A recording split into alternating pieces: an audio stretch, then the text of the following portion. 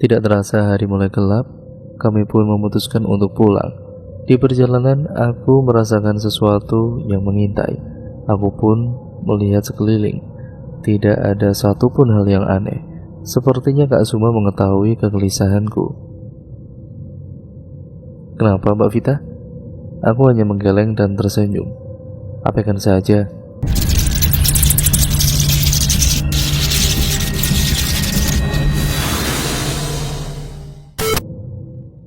Tidak terasa aku sudah menuju tahap akhir perkuliahanku. Semua mata kuliah sudah aku ambil. Sisa skripsi dan KKN saja yang belum. Skripsi sedang ku kerjakan, kalau KKN lagi menunggu informasi dari pihak kampus. Beberapa minggu pantengin akun media sosial milik universitas. Akhirnya info yang ditunggu-tunggu muncul juga. Segera saja aku menyiapkan berkas-berkas yang diperlukan. Ternyata repot juga. Aku langsung mendaftar dan tinggal menunggu di daerah mana aku ditempatkan. Aku berkata pada salah satu sahabatku yang lain sudah KKN duluan, bahwa kami ini harus satu desa, dan sahabatku berkata, semoga ya. Ya maklum lah ya, siapa sih yang mau pisah dari temannya?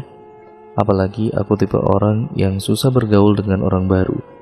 Tapi ternyata apa yang kami inginkan tidak terrealisasikan.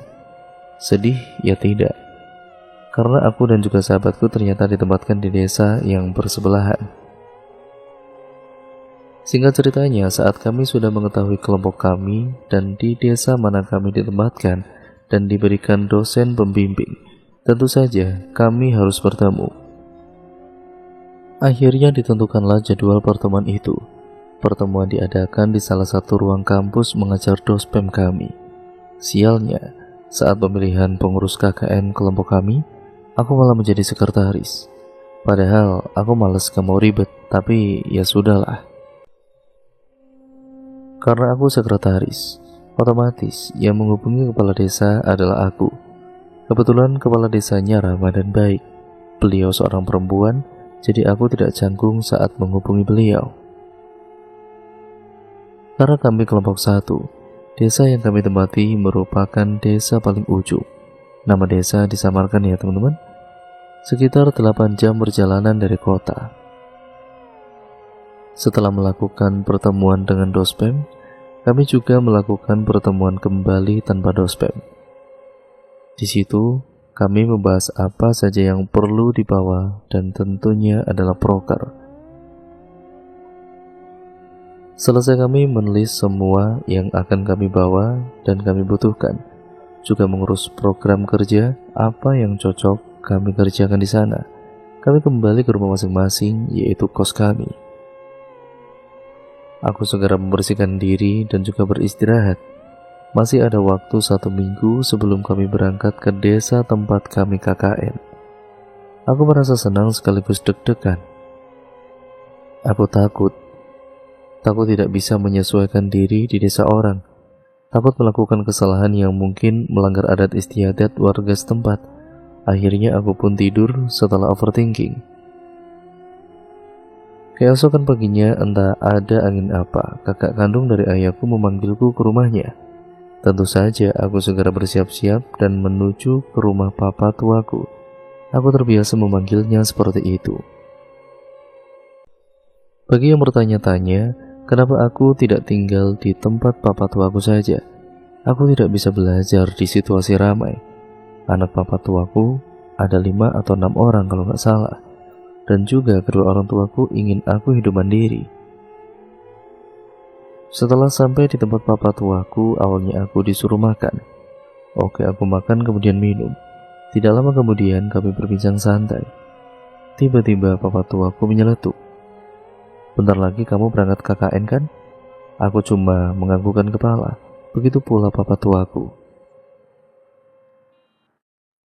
Ingat pesan papa tua baik-baik. Kamu kalau datang ke tempat baru jaga sikap dan berlaku sopan santun. Jangan gegabah.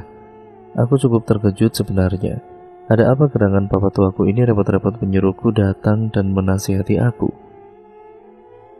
Tapi aku tahu pasti papa tuaku memiliki niat baik. Aku segera menjawab, "Iya, Papa Tua." Aku pikir hanya sampai di situ saja. Ternyata masih ada yang disampaikan oleh Papa Tuaku. "Kamu sebagai pendatang, apabila diberi makan, paling tidak jangan dihabiskan semua makanan dalam piringmu itu. Sisakan paling sedikit 1 atau 2 butir nasi." Aku heran dan bertanya, "Emang kenapa, Papa Tua?" "Kita tidak tahu apa yang akan terjadi. Kita hanya perlu berjaga-jaga. Kita juga tidak menuduh mereka atau apapun itu. Takutnya terjadi hal yang tidak diinginkan." Aku hanya banggut-banggut mendengarkannya. "Kalau minum juga jangan sampai habis. Kalau di atas airnya ada seperti minyak-minyak, jangan diminum. Biasakan baca doa dalam hati sebelum makan ataupun minum." Lagi aku hanya manut dengan apa yang dikatakan Papa Tuaku. Setelah itu kami hanya berbincang-bincang santai. Setelah aku rasa cukup, aku izin pulang dan segera pergi, kemudian beristirahat.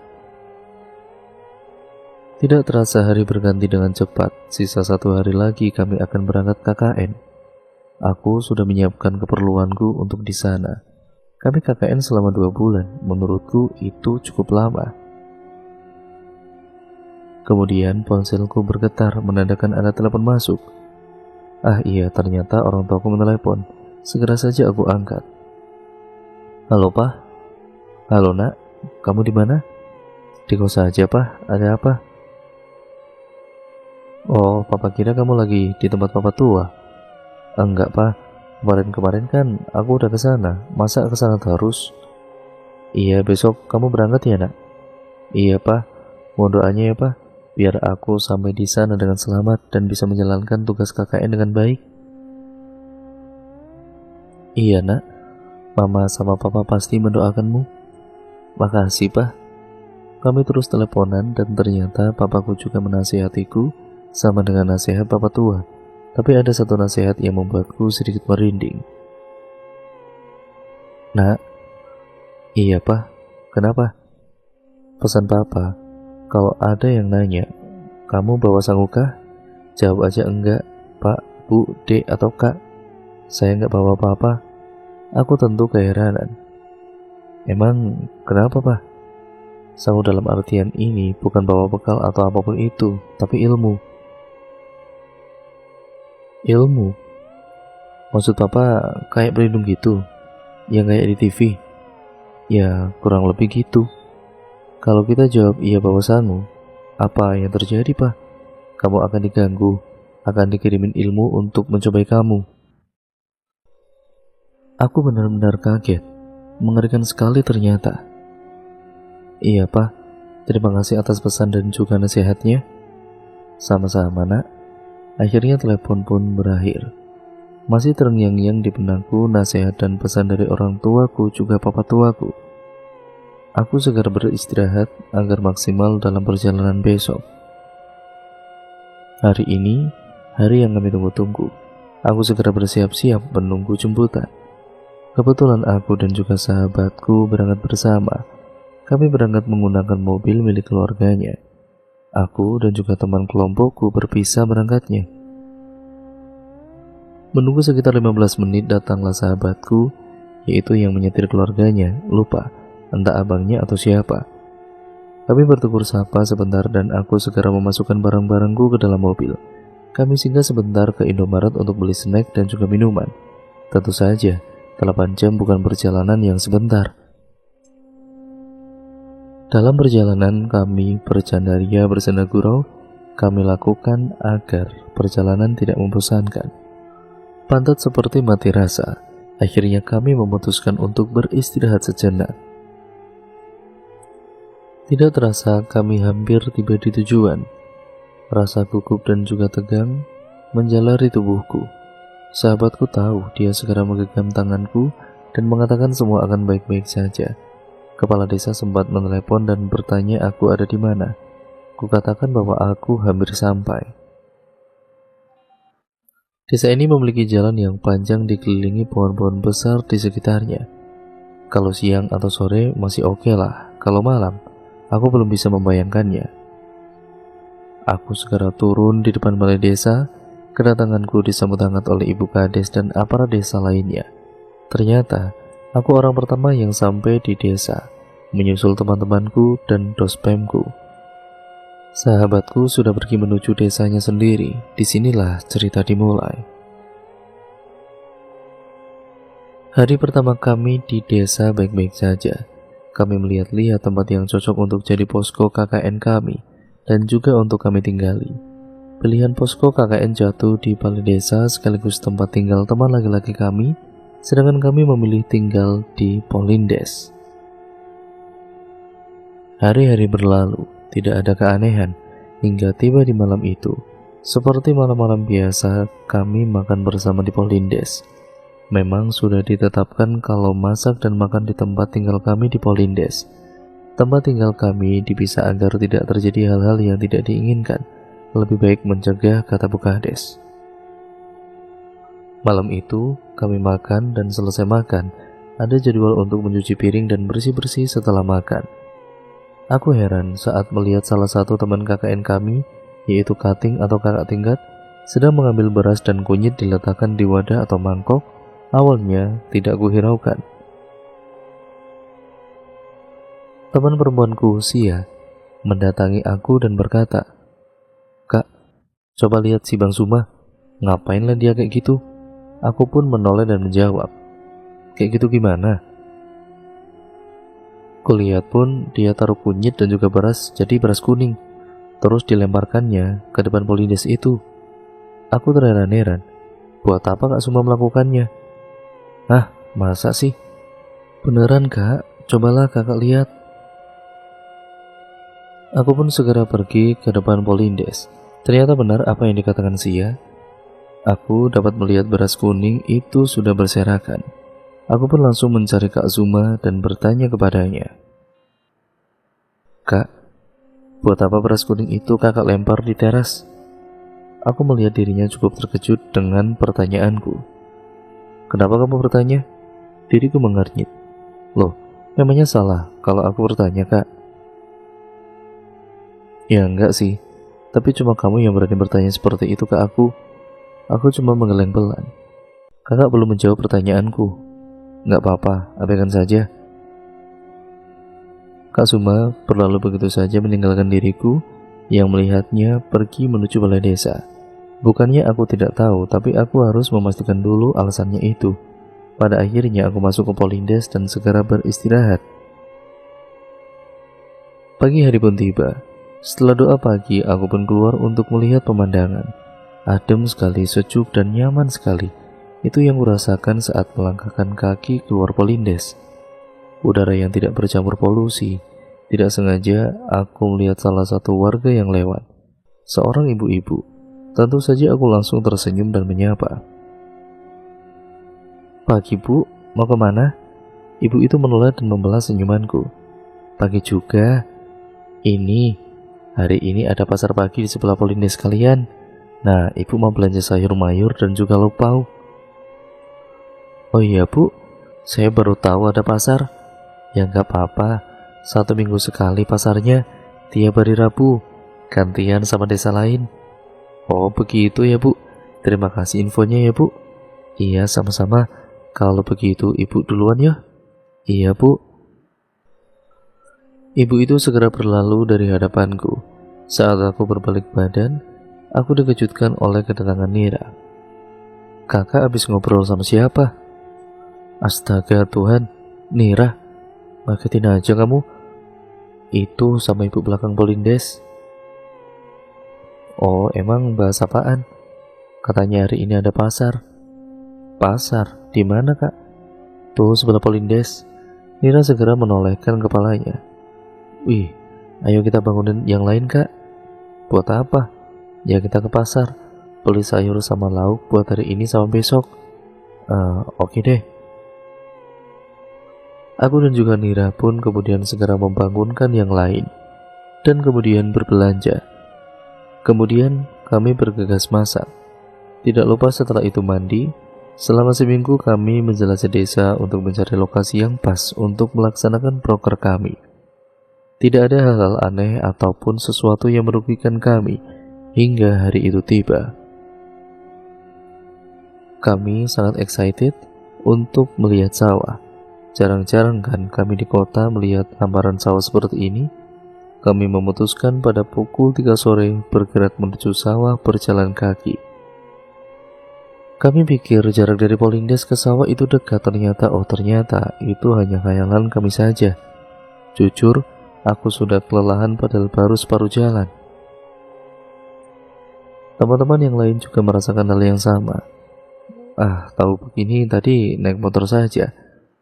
Jalanan berbatu dan sedikit becek cukup menghambat perjalanan kami sore ini. Entah mengapa rombongan terpecah menjadi 3. Lala, Saski, dan Nira berada paling depan. Lalu aku, Wati, Sia, Tina, Kak Radit, dan Theo berada di tengah. Sisanya di belakang. Kiki, Kak Suma, Tony, Victor, Dana, dan Brian. Aku menoleh ke belakang, memastikan bahwa temanku yang lain tidak tertinggal. Anehnya, aku tidak melihat temanku yang lain. Sejenak aku memutuskan untuk menunggu, tetapi Kak Radit mengatakan tidak perlu. Jalan ini hanya satu dan juga lurus doang. Bentar mereka juga muncul, ucap Radit.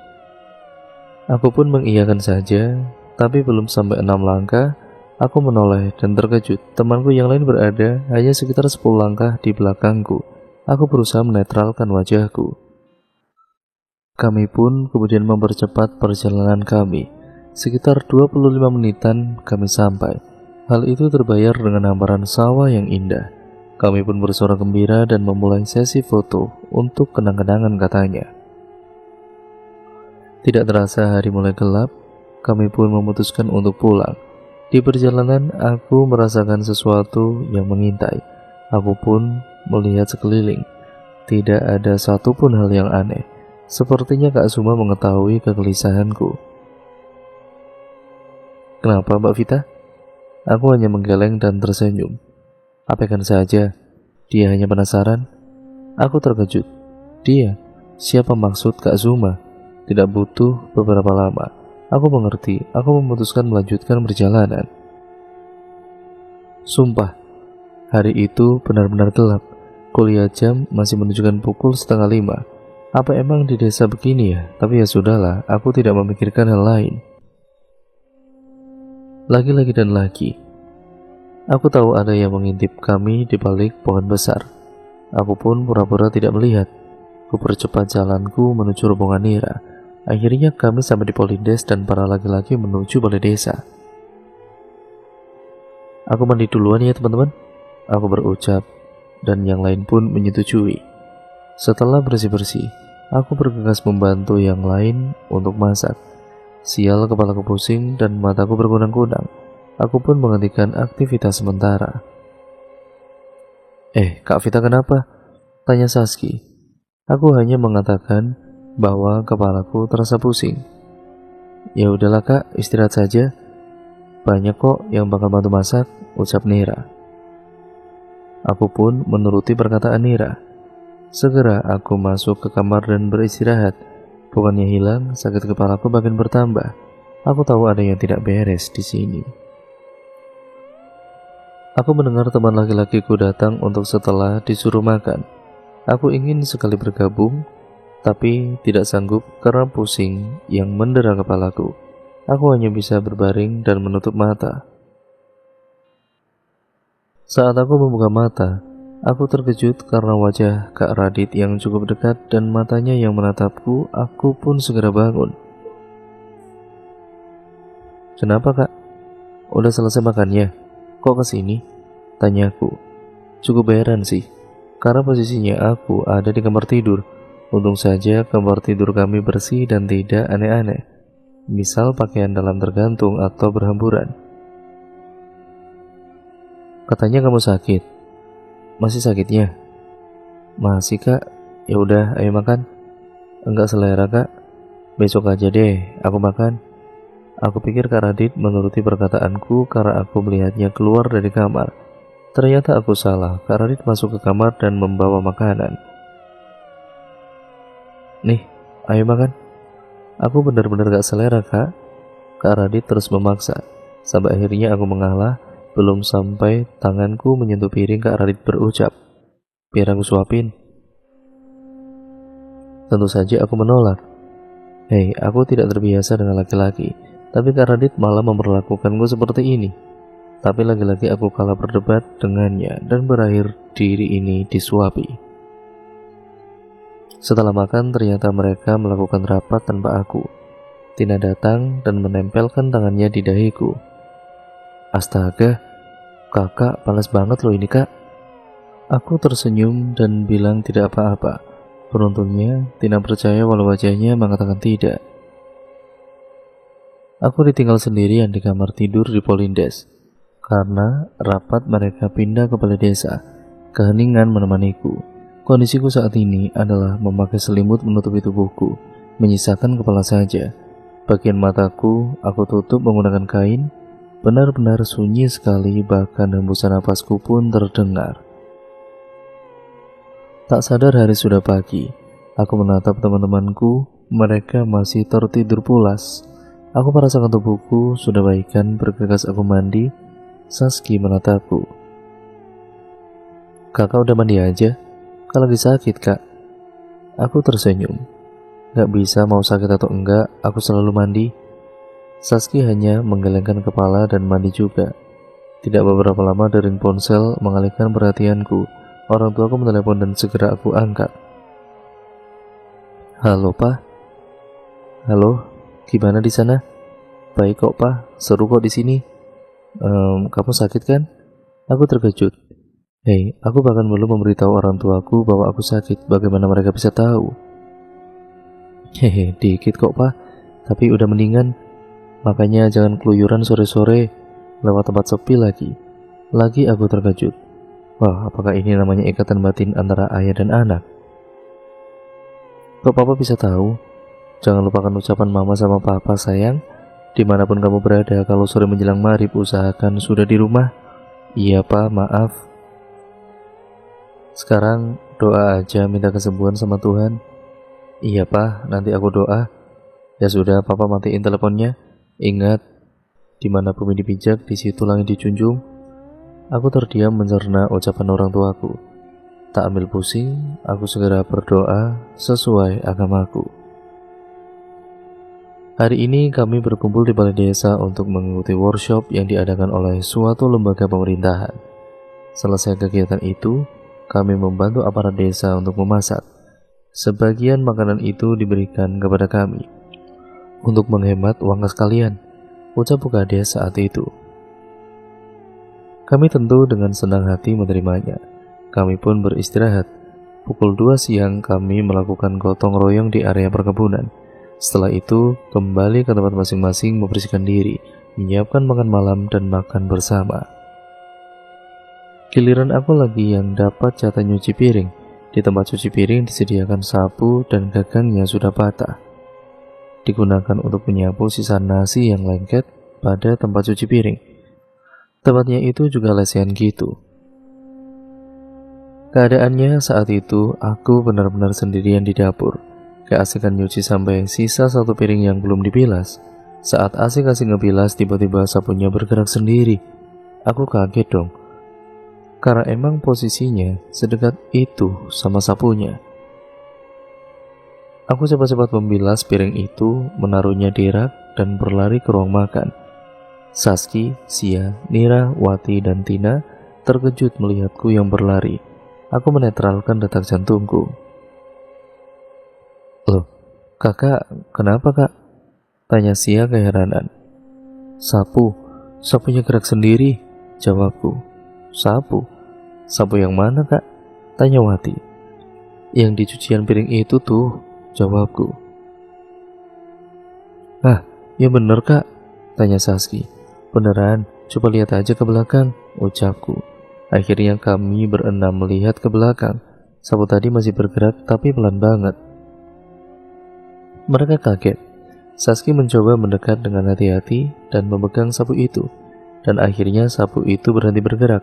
Aku pun langsung mendekati Saski dan membolak-balik sapu itu. Tidak ada hewan ataupun sesuatu yang aneh. Mengapa sapu itu bisa bergerak-gerak sendiri? karena air, padahal jelas-jelas sabuk itu didirikan. Secara tiba-tiba jatuh dan berjungkit-jungkit dengan brutal, seakan ada yang memainkannya. Kami segera pergi dari dapur dan menenangkan diri. Ceritaku menyebar ke teman-teman yang lain. Jujur aku takut dikira caper, padahal itu memang terjadi. Aku tidak tahu apa yang harus aku lakukan, bahkan ada beberapa warga desa yang tahu. Mereka malah mengatakan bahwa mungkin mereka ingin bersabaria. Tapi tidak kami risaukan masalah sabuk itu. Yang sebenarnya cukup peka dengan hal-hal seperti itu adalah aku, Lala, dan juga Kak Suma. Tetapi kami bertiga tidak pernah mengatakan pada siapapun. Seperti biasa, hari ini kami melaksanakan proker. Prokernya emang gak aku jabarin secara rinci ya teman-teman. Selesai proker, kami segera beristirahat. Waktu menunjukkan pukul 2 siang. Saat aku ingin minum, Lala berkata, "Fit, ntar sorean temenin aku beli air mineral ya. Sisa dikit banget nih punyaku."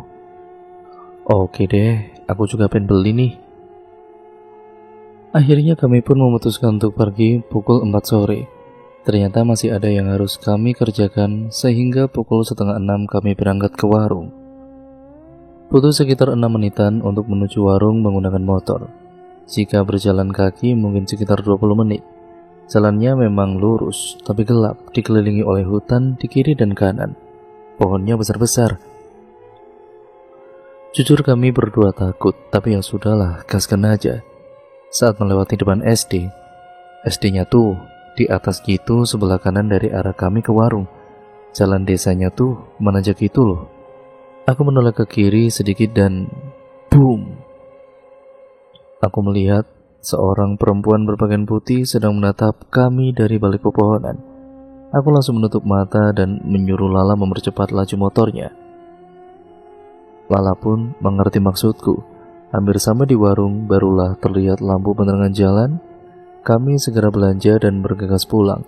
Dalam perjalanan pulang terasa sedikit aman. Tidak dipungkiri, wajah kami berdua terlihat pucat, terutama Lala. Hal itu menarik perhatian dari teman-teman yang lain. "Kenapa sih kak?" tanya Wati. Aku hanya tersenyum tanpa menjawab. "Kami tadi tuh lewat depan SD kan? Nah, si Vita ngelihat sesuatu." "Aku juga lihat sih," jawab Lala. Teman yang lain sedikit tertarik. "Apaan emang kak?" tanya Saski. "Cewek pakai baju putih di balik pepohonan," ucapku. Mereka bergidik ngeri. Sia dan juga Tina langsung mengalihkan pembicaraan. Memasak dan juga makan, kemudian rapat. Itulah yang kami lakukan setiap hari, setiap malam. Kemudian kami bergegas tidur. Posisi tidur dekat pintu ada aku, di sebelahku Lala, kemudian di pojok dari kanan ada Tina, Sia, Wati, Nira, dan Saski. Malam itu Nira terbangun dan ingin pergi ke toilet. Padahal jarak dari kamar tidur kami cuma 5 langkah. Tapi entah mengapa, Nira membangunkanku. Aku tipe orang yang tidur kalau dibangunkan cepat bangun. Segera aku bangun dan menemaninya. Nira bilang, "Toilet kita sedikit mengerikan kak." "Mengerikan gimana?" "Tuh, atapnya belum gitu." "Hus, udah, sana cepat pipis." Nira menganggukkan kepala dan bergegas buang air kecil. Akhirnya, Nira pun keluar dari toilet. Kami pun kemudian masuk ke kamar dan kemudian tidur kembali. Pagi kembali datang, kami melanjutkan kegiatan kami sehari-hari seperti biasa.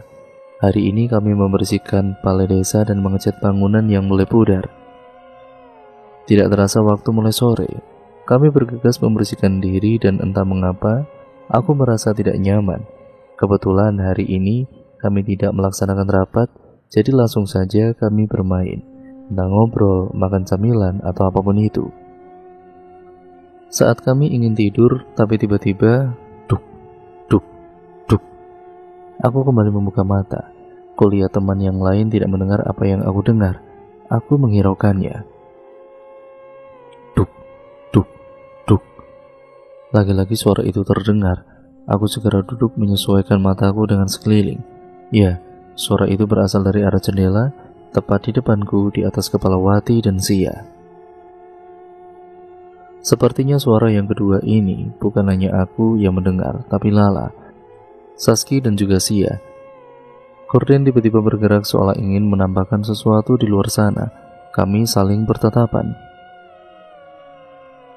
"Buka aja," kataku pada Sia dan Wati. Mereka sebenarnya tidak mau, tapi Wati segera menarik gorden. Tidak terlihat apa-apa, hanya kegelapan saja yang ada di balik jendela. Sia menutup gorden kembali dan menjepitnya menggunakan jepitan rambut. Kami melanjutkan tidur. Keesokan harinya, Lala memutuskan cerita kejadian malam tadi pada anak laki-laki. Kak Zuma bilang mungkin saja ada orang iseng. Tapi hey, ini sekitar pukul 23 atau jam 11 malam. Siapa yang mau iseng jam segitu? Warga desa saja jam malam sudah pada tidur. Tapi ya sudah, kami berusaha positif thinking saja.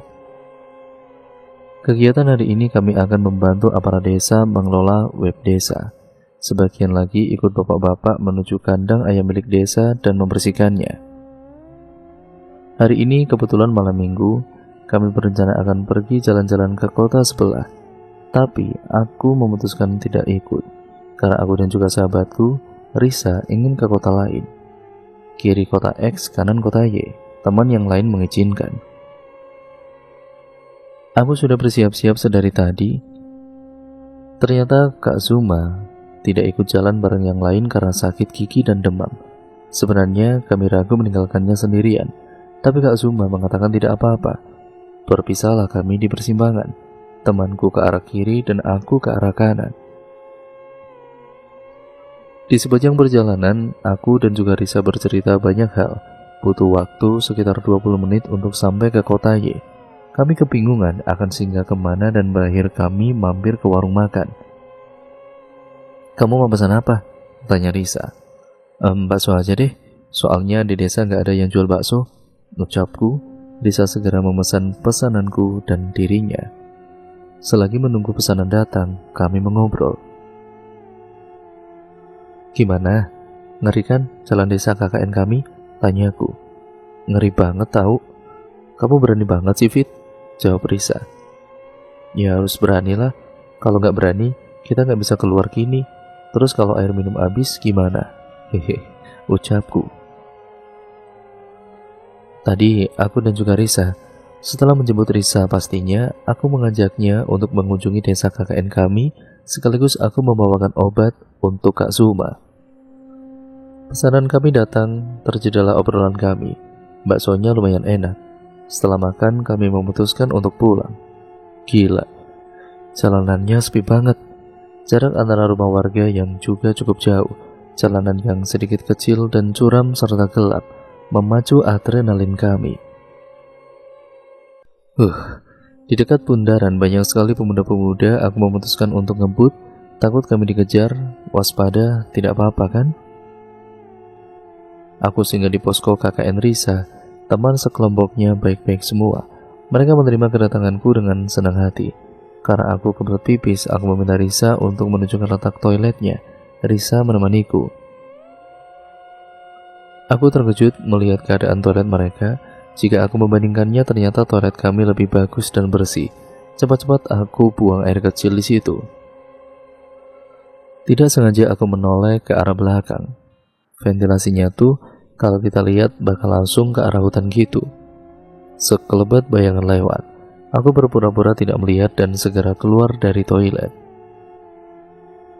"Agak serem ya toilet kalian, Riz?" Hehe, emang aku hanya menggelengkan kepala mendengar jawaban Risa. Lagi, aku melihat bayangan orang di ujung tangga. Risa menyadari arah tatapanku dan segera menarik tanganku. "Abaikan saja, Fit." Aku hanya mengangguk. Saat aku ingin pulang, hujan turun dengan lebatnya. Gimana aku balik nih? Nginep aja, Fit, daripada antar sakit. Tentu saja, aku tidak mau. Aku memikirkan posko anak perempuan, tidak ada yang menjaganya. Kalau posko anak laki-laki sih, Kak Zuma yang jaga. Teman-teman Risa juga menyarankan aku untuk menginap, tapi aku hanya menjawab dengan senyuman.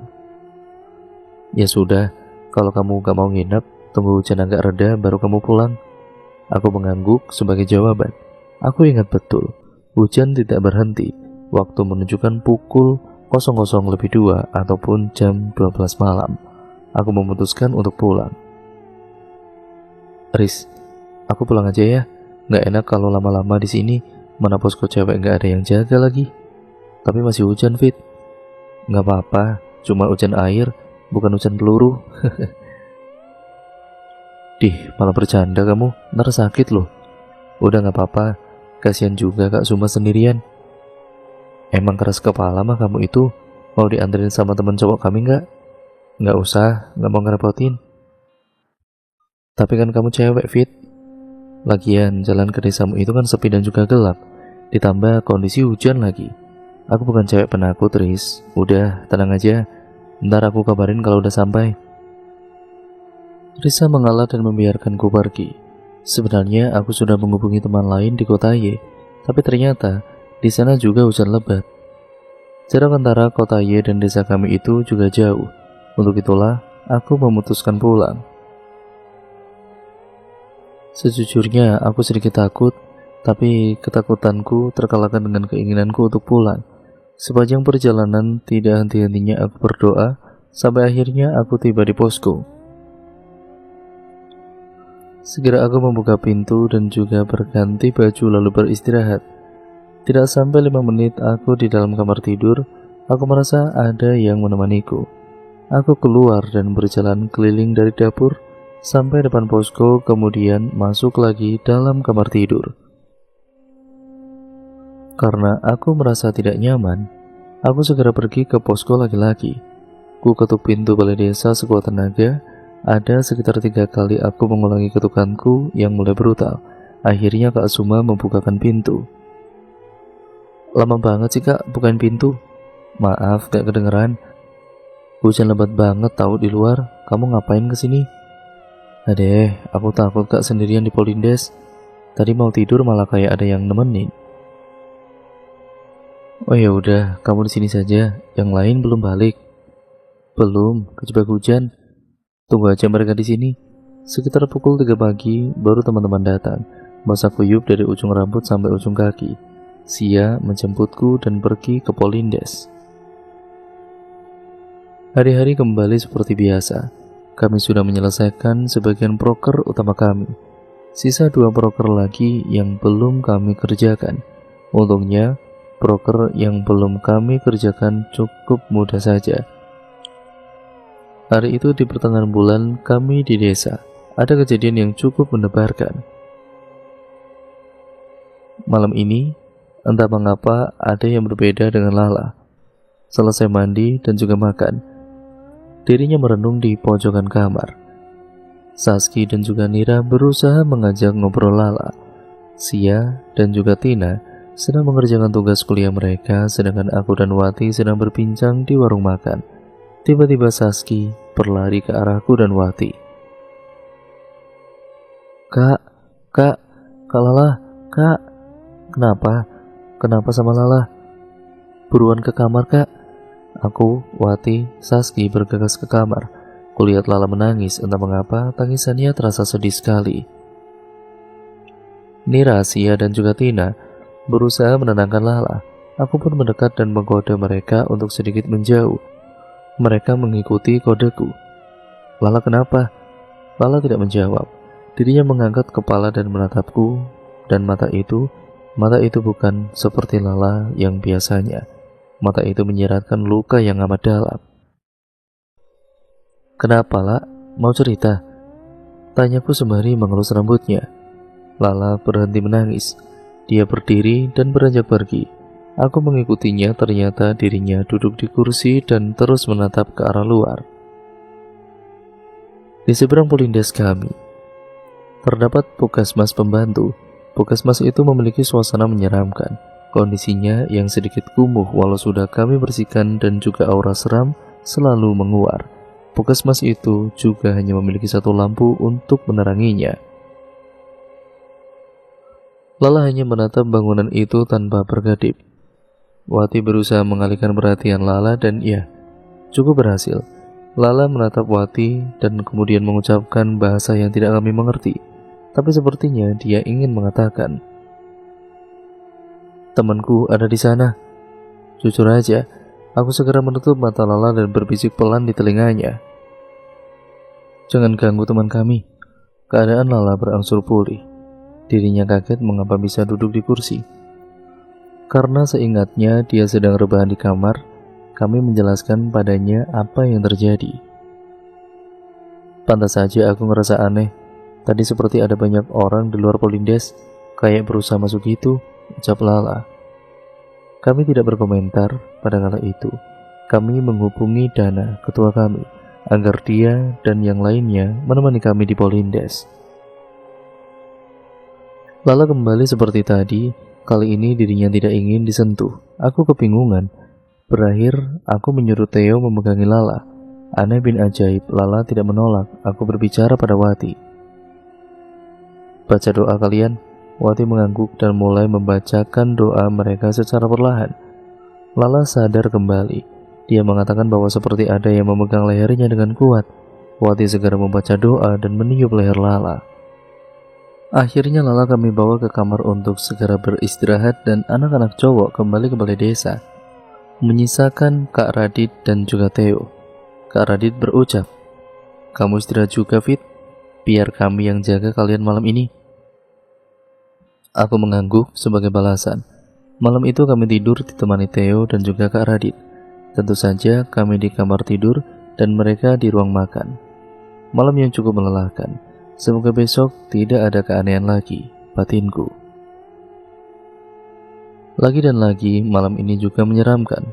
Kali ini Sia yang berkelakuan aneh. Sedari tadi, kami pulang rapat membahas proker dari balai desa. Dirinya tidak mau berdekatan dengan Kak Zuma. Sia terus menunduk, tidak mau menatap ke depan. Aku dan juga Wati cukup kewalahan. Segera aku menyuruh Kak Zuma untuk menjauh.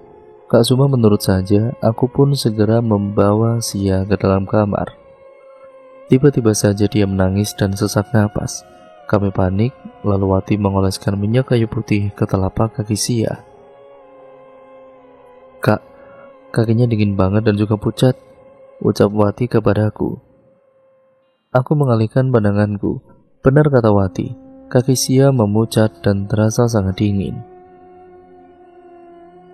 Aku menyuruh Tina untuk mengondisikan Sia sedemikian rupa. Aku beranjak pergi ke dapur untuk mengambilkan minum. Samar-samar ku dengar suara Sia. "Aku takut. Bang Suma tahu aku lihat perempuan di pojok balai desa tadi," ucap Sia. Tina dan juga Nira serta Saski terkejut dan berusaha membuat Sia tenang.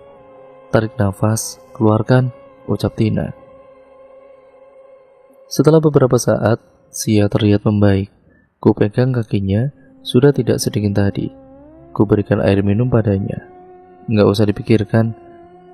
Selagi dia nggak mengganggu kamu, cukup abaikan saja," ucapku diangguki oleh Sia. Kami pun memutuskan untuk tidur. Keesokan harinya, Kak Suma tiba-tiba menarikku mendekat. "Kenapa, Kak? Sia digangguin kan malam tadi?" "Ya begitulah. Kenapa, Kak?" "Aku udah bilang jangan masak nasi kuning atau bakar terasi sore maupun malam." "Hah? Aku nggak tahu, Kak. Aku bagian bersih-bersih aja kemarin tuh. Aku aja nggak tahu kalau mereka yang masak. Kupikir diberi oleh warga desa." Lihat kan? Udah 2 orang loh yang diganggu. Kamu mau yang lain kena juga?"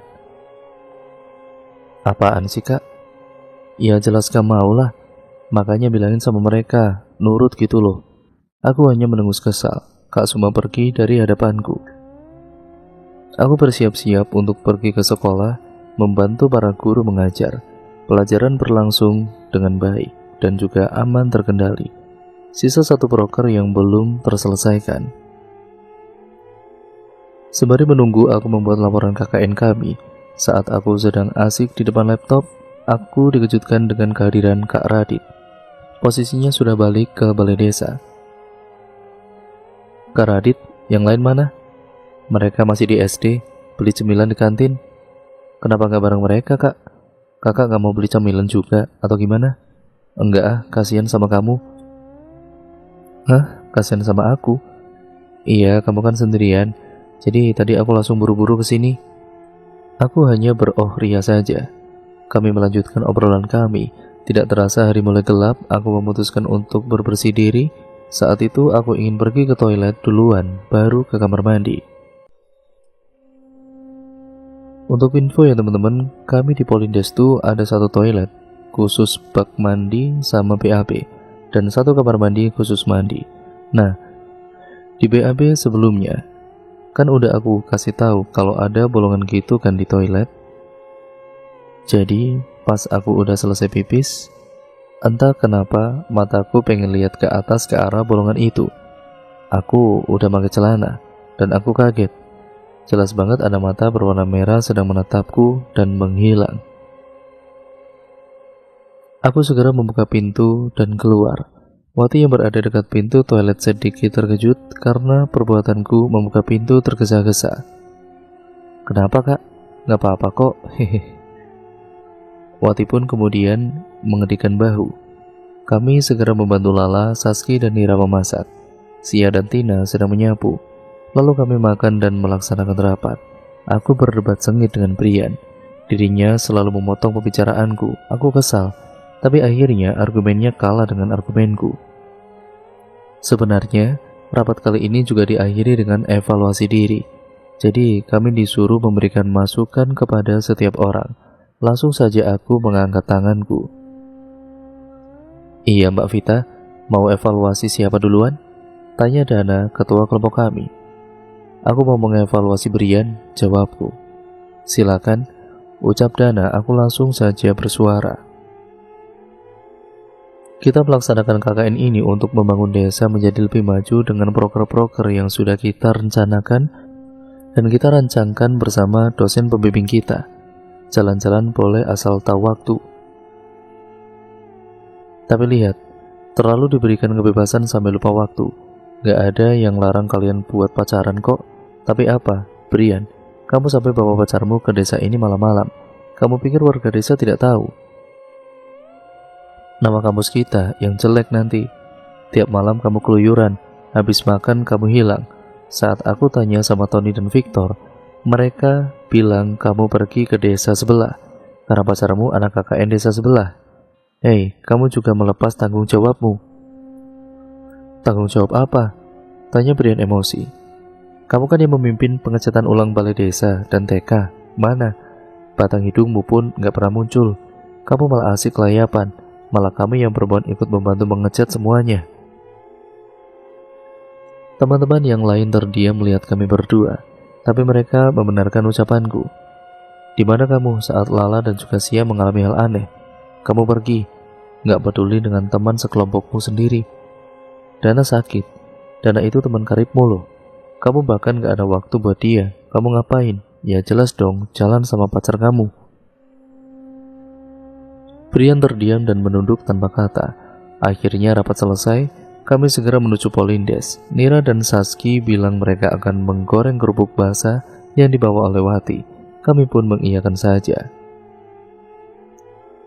Saat aku dan juga Sia ingin ke dapur, Saski dan Nira malah berlari ke arah kami sambil ketakutan. Kenapa? Kalian kenapa? Tanyaku panik, begitupun dengan Sia. Kak, temanin kami masak kak, kami takut, jawab Saski yang diangguki dengan Nira. Iya, ayo aku temani. Tapi coba cerita dulu, kenapa kalian takut? Tanyaku. Nira pun kemudian menjelaskan. Kami tadi ingat benar bahwa kami sudah mengunci pintu dapur yang mengarah keluar kak. Tapi pas kami lagi asik motong-motong bawang, pintunya malah kebuka dan ketutup sendiri. Jelas Nira ketakutan dan dibenarkan oleh Saski. Iya kak, padahal gak ada angin sama sekali loh, ucap Saski. Sia langsung merapatkan dirinya ke arahku. Aku hanya menganggukkan kepala mendengar cerita mereka. Udah tenang, sekarang kalian masak aja, kami berdua temanin kok, ucapku menenangkan mereka.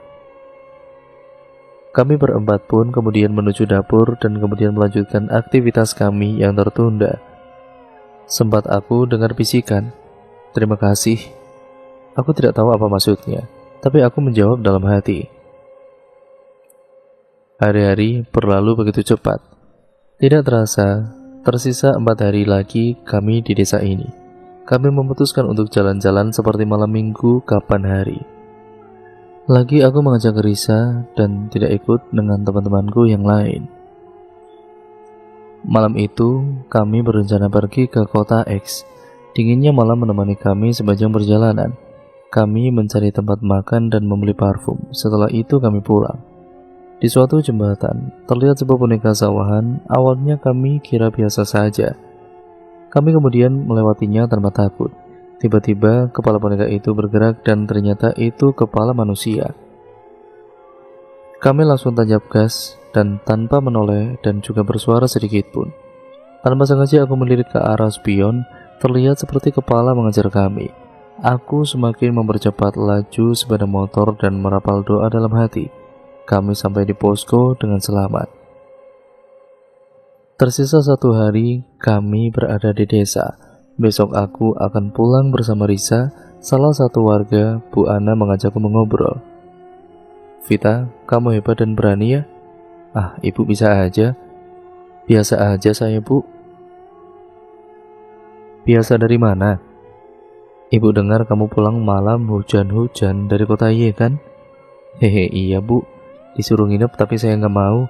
Kalau ibu jadi kamu, ibu pasti bakal menginap. Ya, kenapa Bu? Ibu takut sakit?